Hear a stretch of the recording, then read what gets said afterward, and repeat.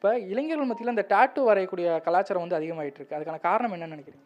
பொதுவாகவே எல்லா வயதினர்களுமே வந்து இப்போ டாட்டூ போடுறது வந்து இப்போது யூஸ்டப் ஆயிருக்கு. இதுக்கு காரணம் வந்து சோஷியல் மீடியா ட்ரெண்டிங், ஃபோட்டோகிராஃபி, அதுக்கப்புறம் easy availability of the service. நிறைய இடங்கள்ல டாட்டூ சென்டர்ஸ்லாம் வந்ததுனால இப்போ இருக்கிற எல்லாருமே டாட்டூ வந்து அவங்கள வெளிப்படுத்திக்கிறதுக்காக, அவங்களோட உணர்வுகளை வெளிப்படுத்திக்கிறதுக்காக போட ஆரம்பிச்சிருக்காங்க.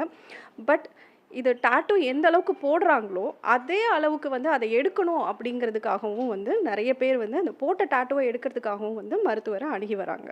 டாட்டூவை பொறுத்தவரையும் போடுறதுனால என்ன மாதிரியான பிரச்சனைகள் வந்து வர வாய்ப்பு இருக்குது? உடனடியான வர பிரச்சனை இமீடியட்டாகவும் அலர்ஜி வரலாம், இன்ஃபெக்ஷன்ஸ் ஆகலாம். அந்த இன்ஃபெக்ஷன்ஸ் வந்து சில நேரங்களில் ஒரு காமனான ஜஸ்ட் ஒரு பாக்டீரியல் இன்ஃபெக்ஷன், காமன் இன்ஃபெக்ஷனாகவும் இருக்கலாம். சில நேரங்களில் வந்து நம்ம யூஸ் பண்ணுற இன்ஸ்ட்ருமெண்ட்ஸ் வந்து ரொம்ப கண்டாமினேட்டடாக இருக்குது, அங்கே பண்ணுற அந்த ப்ரொசீஜர் பண்ணுற என்விரான்மெண்ட் கண்டாமினேட்டடாக இருக்குது. அப்படிங்கிறப்போ வந்து ஷேரிங் ஆஃப் நீடில்ஸ் அப்படின்னு சொல்லுவாங்க.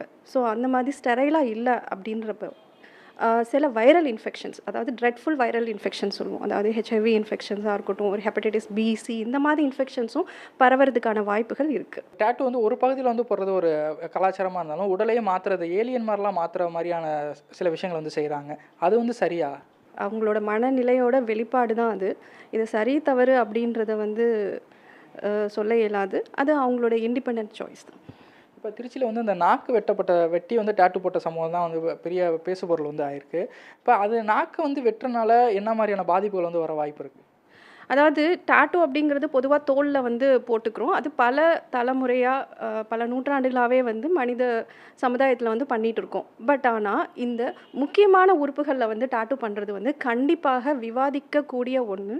இன்னொன்று, இதுக்கு கண்டிப்பாக விழிப்புணர்வு தேவையான ஒரு விஷயம். ஏன்னா நீங்கள் சொல்கிற வந்து கண்களாக இருக்கட்டும், நாக்கு இதெல்லாம் இருக்கட்டும், இதில் வந்து நீங்கள் சொல்கிற டங் ஸ்ப்ளிட்டிங் இல்லை டாட்டூ பண்ணுறது, இது வந்து இந்த உறுப்புகள் வந்து சாஃப்ட் டிஷ்யூ அப்படின்னு சொல்லுவோம். இதில் நிறைய நர்வ்ஸு, பிளட் வெசல்ஸ் வந்து அதிகமாக இருக்கும்.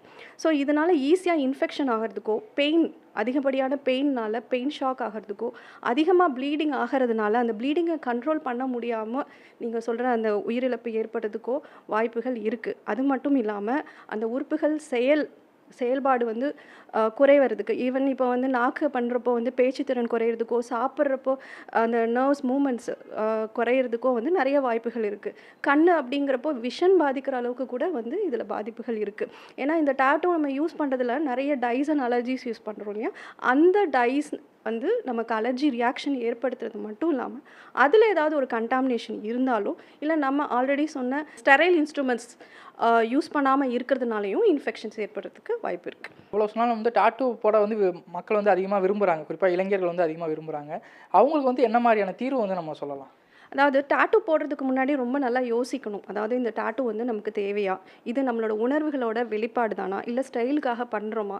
இதில் ஏதாவது ஒரு பர்பஸை வந்து நம்ம சொல்ல விரும்புகிறோம் அப்படின்னா, நாளைக்கு நம்மளோட மனநிலைமை வந்து மாறலாம். ஸோ அப்படி மாறுறப்போ வந்து இந்த டாட்டூவை வந்து அவங்க அழிக்க வந்து முயற்சி செய்யலாம்.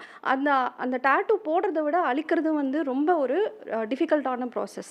அதுக்கு லேசர் பண்ணி பல முறை வந்து முயற்சி செய்து அதை அதுக்கப்புறம் ரிமூவ் பண்ணாலும் கம்ப்ளீட்டாக போகுமா அப்படிங்கிறது சொல்ல முடியாது. ஸோ இது அவங்க வந்து ஃபஸ்ட்டு வந்து they have to decide whether நம்ம இந்த டாட்டூ போடுறது அவசியமா அப்படிங்கிறது. இரண்டாவது வந்து இந்த டாட்டூ வந்து எங்கே போடுறோம்? அங்கே போடுறது வந்து ஒரு நல்ல ஒரு ஸ்டெரைலான பிளேஸாக இருக்கா? அந்த என்விரான்மெண்ட் எப்படி இருக்குது? நீடல்ஸ் எல்லாம் எதுவும் ஷேர் பண்ணுறாங்களா? அந்த இன்ஸ்ட்ருமெண்ட்ஸ்லாம் ஸ்டெரைல் பண்ணுறாங்களா? அப்படிங்கிறது வந்து தெரிஞ்சுக்க வேண்டிய ஒன்று. மூணாவது வந்து நம்ம இந்த மாதிரி டாட்டூ பண்ணிக்கிறோம் அப்படின்னாலுமே ஒரு ஸ்கின்ல ஒரு சேஃபான இடம், ஒரு பேக் ஆஃப் த ஷோல்டர்ஸ் இந்த மாதிரி பண்ணுறது ஒரு சேஃப். பட் கழுத்தில், கண்ணில், நாக்கில் பண்ணுறது வந்து டோட்லி அன்சேஃப். குறிப்பாக வந்து லோக்கல் அனஸ்தெட்டிக் இன்ஜெக்ஷன் போடும் போதெல்லாம் கூட தனியாக அவங்க பார்த்து எந்த பேஷண்ட்டுக்கு எவ்வளோ போடணுன்னு தான் பார்க்குறாங்க. இப்போ இந்த நாக்கு ப்ரொசீஜரில், நாக்கு வந்து ஸ்ப்ளிட் பண்ண ப்ரொசீஜரில் வந்து அந்த மாதிரியான இன்ஜெக்ஷன் வந்து போட்டு பண்ணியிருக்க மாதிரி இப்போ நம்மளுக்கு தகவல் வந்திருக்கு. அது வந்து சரியா? ஒரு தனிநபர் வந்து அதை செய்யலாமா? உடலில் எந்த இடத்துல வந்து நம்ம நீடில்ஸோ, இன்ஸ்ட்ருமெண்ட்ஸ், ஃபோர்சப்ஸோ யூஸ் பண்ணுறோம் அப்படின்னா ஒரு குவாலிஃபைட் டாக்டர்ஸாக மட்டும்தான் அது வந்து பண்ண முடியும். பொதுவாக வந்து பார்த்திங்கன்னா ஸ்கின் சம்மந்தமாகவோ, ஹேர் சம்மந்தமாகவோ வந்து பல ட்ரீட்மெண்ட்ஸ் வந்து இப்போ வந்து ரீசன்ட் ட்ரெண்ட்ஸில் டெவலப் ஆகிட்டே வருது.